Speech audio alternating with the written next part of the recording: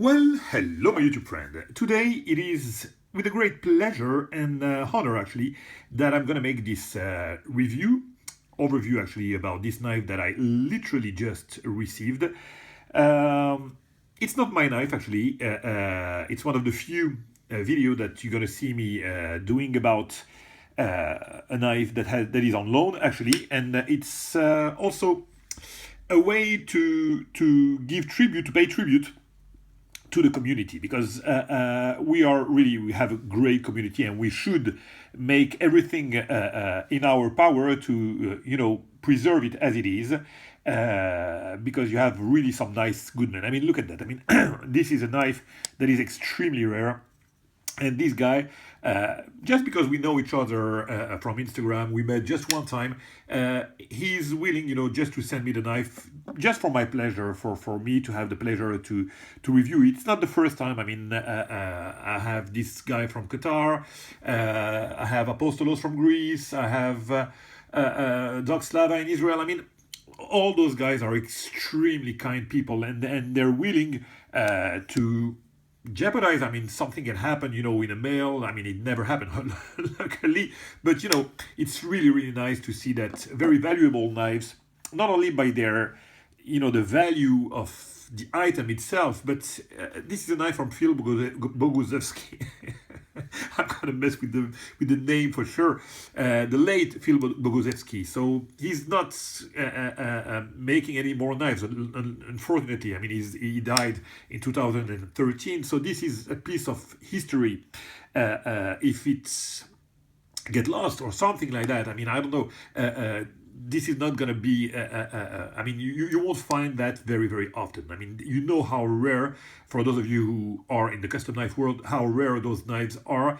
And yeah, really, thank you so much, Colin, for giving me the opportunity to hold that piece and to cherish it for a while.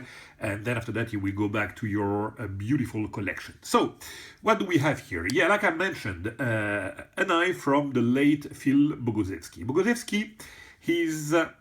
I mean, in the pantheon, I mean, he's in the, he is in between all those fantastic makers that have created probably the custom knife world as it is, with Bob Loveless, Bob Terzwola, Phil Boguszewski, I mean, Bob Lum. Those guys, they were beacons, in the custom knife world, and they brought so many things. Michael Walker, I mean, you name it. Some of those guys are just incredible, and they improved this industry dramatically. And as of today, I think when you take a knife like that from Phil, from Mr. Boguszewski, I don't know why I'm calling Phil. I don't know him. I didn't have this chance. When you have a knife like that, you still, I mean, it still can compare to a lot of knives that you can have today, even with the increase of the machine. And you know how it is. I mean, whenever you have something and you're good at something, you will always improve in time. I mean, you will always find a way to improve. And man, believe me, there is nothing much to improve when you look at a knife like that. And this is what we're gonna see. So he started making knives in the 80s, I would say, really early 80s or late 70s. And man, the finish is incredible. I mean, of course, you're going to see people, whining about the fact that it's a band clip, it's set on the tip down position for a flipper. Yeah, I know. Okay, of course, it would be better to have another kind of clip set up in a tip up position, especially for a flipper. But that was the trend of the days there, and the tip-up carry and everything came later. So that's really not a major concern. That, again, it's a piece of history, so you have to take it in this context of historical knife. So Master Boguszewski was really well known for his action, the attention that he put in his action. It is said that he spent probably more time, fixing the action than the time to build the knife itself. That's what people say. That's what you hear and read here and there. Again, I don't know that for a fact, but I can tell you something. When you check this action, it's absolutely unreal and unfreaking believable. You see me, flipping that knife. I mean, I don't know where it was built, but this action, it comes from out of this universe. I mean, for a knife like that, having, and it's on washers, my friends. You know me, I love Jerry McGuinness, and I love the fact that his flippers are just incredibly smooth and on washers. I mean, this is the master of masters when it comes to a flipper with washers. Believe me, that action is incredible, and the smoothness that, look at that. Here, try to hear something. It's absolutely, I mean, insane. I had a lot of flippers, but believe me, you need to find that. It's not going to be, the extreme hard detent that you're going to get on flippers. Actually, that's something that I really appreciate, and I've talked about that on some videos. The balance is nice. I mean, you can always go for a very strong detent as Jerry does or as RJ does, and you're going to break your fingers trying, I mean, you're going to put some. The leverage would be good with the tab when you have a big detent. I mean, you just have to break the detent and then it pops. But of course, it's good for the retention of the blade. It won't open by accident in your pocket, but you lose on the smoothness for sure. So what we want to have is a flipper that is smooth like that and is secure. I mean, look at that. This blade, and it's a liner lock, and don't get me wrong. I mean, I'm not going to put some pressure on the lock or whatever. This won't open by accident, okay? So of course, if you push it hard like that, it will. But how can it open by accident? So this balance, I absolutely adore it. Why? Because it's secured, and yet you have this smoothness from outer space. Look at that. And it's absolutely silly. The action on this knife is silly. So yeah, I concur. It needs a lot of time to achieve that. Even with the habit or whatever. I mean, you cannot, even if you are really used to make knives, you have to take some time to get an action as superb as this one. Look at that. Lock is early and absolutely secured. It is, as you can expect, dead spot on. Look at that. And the retention, you saw the action. It's just unfreaking believable. Insane. Something that I absolutely adore is that that was on purpose. I just a little bit opened it, but you cannot miss a flipper. Look at that. I mean, it's impossible. But of course, since the detent is not as strong as the other one, you can break it smoothly like that. So what I wanted to show you is the stop pin. I've talked about that on the previous video about. It was Neil Blackwood, actually. This is the stop pin that I prefer. You have the best of both worlds. There are external stop pin. So both of them are here, you see, and they follow a ramp here. So when the blade is open, boom, it will lock here and secure. So you will have an external stop pin here. It's going to be hidden. So external and hidden.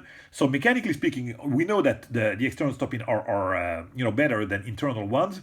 And the problem is that when they're set here, like for daddy boards, for example, Striders, it's ugly. I mean, to have them on the outside. So this is best of both worlds. You have external stop pin but hidden. And here, when the blade is closed, they stop here the blade. So they act for the stop pin when the blade is closed and when it's open. It's just really, really ingenious.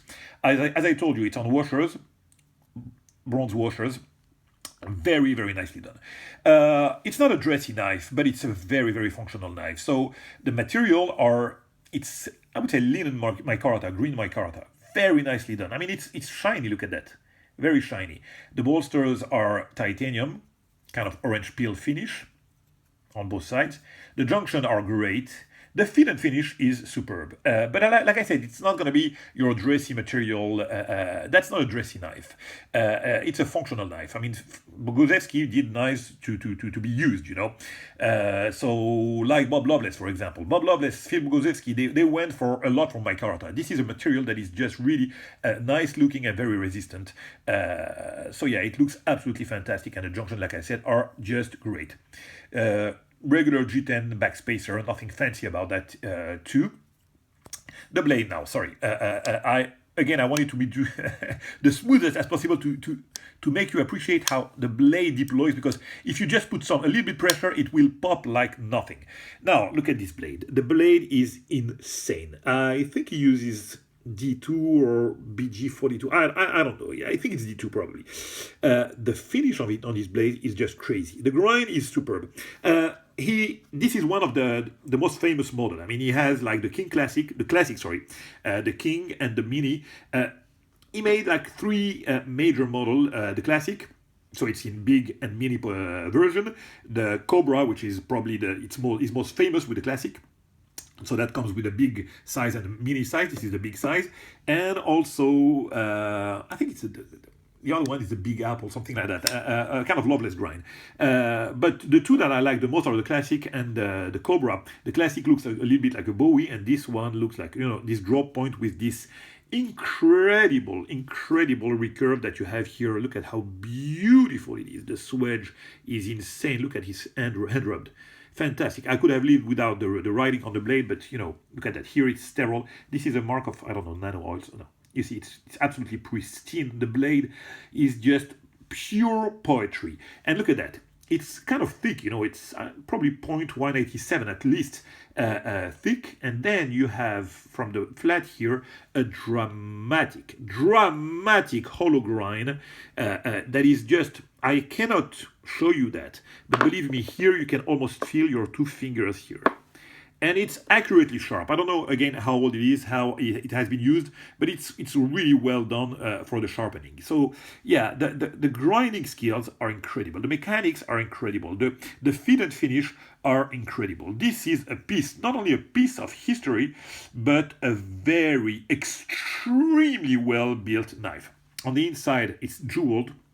I'm sorry about the lining, you won't see. Yeah, you see the reflection of the jeweling, but you cannot appreciate that. And I haven't brought my light. Let me see if I can show you that better. We won't get to that. And it's not really important. So it's jeweled inside. So also, I mean, the need to jewel inside it's pointless. Oh yeah, you can see. Yeah. Oh well, you can see it from here. There's no need to jewel inside, as there are a lot of things that you don't really need per se when you build a knife like that, but this is done just because the maker is expressing his art. Like the use of the bolster, I've talked about that relentlessly. What is the use? I mean, the tactical use of a bolster? Absolutely not. Absolutely none. Sorry. It brings nothing to the knife. Nothing to get a bolster. Okay. Especially when it's a liner lock. I mean, nothing. It's just to express your craft, to bring some material, to have junctions here and to make them flush. This is where you're gonna have some features that will allow the maker to express his art and his craft even more than on the regular. I mean. Full scale of micarta, for example, per se. So the contouring is great also on this knife. Absolutely perfectly done. And believe me, the feel in hand, that's a knife. Again, you can tell that those makers, they did knife, to be used. This is, look at that. The finger, the index goes perfectly well on this soil. Here you have the guard, of the flipper tab that prevents you from being slippery, so it doesn't have any kind of dripping. But I've talked about that also. When you have a nice guard on the index, you don't need it. If it's slippery here, I mean, who cares? I mean, here it's not sharpened, so you don't care about dripping here as long as you have a guard here. But if you don't have a guard, of course, boom, you would use the dripping, because then after that, it can be slippery also on the index. But here, believe me, the guard with the dripping here on the tab is more than enough. So, man, that's a fantastic knife, and I'm really happy. And thank you again, Colin, for giving me this opportunity to play with that knife, because that knife is just crazy, and I'm honored again to be able, because I've tried a lot of time to get a Boguszewski, and you don't. I mean, you have others, but the ones that I wanted to have, like the classic or the Cobra, especially the King Cobra, you don't get them. So I'm extremely pleased and honored to have the chance to play with that knife. And with that being said, my friend, I'm gonna leave it at that because we are heading to the 15 minutes, and I'll catch you very soon for another video. Bye bye, my friend. It was an extreme pleasure.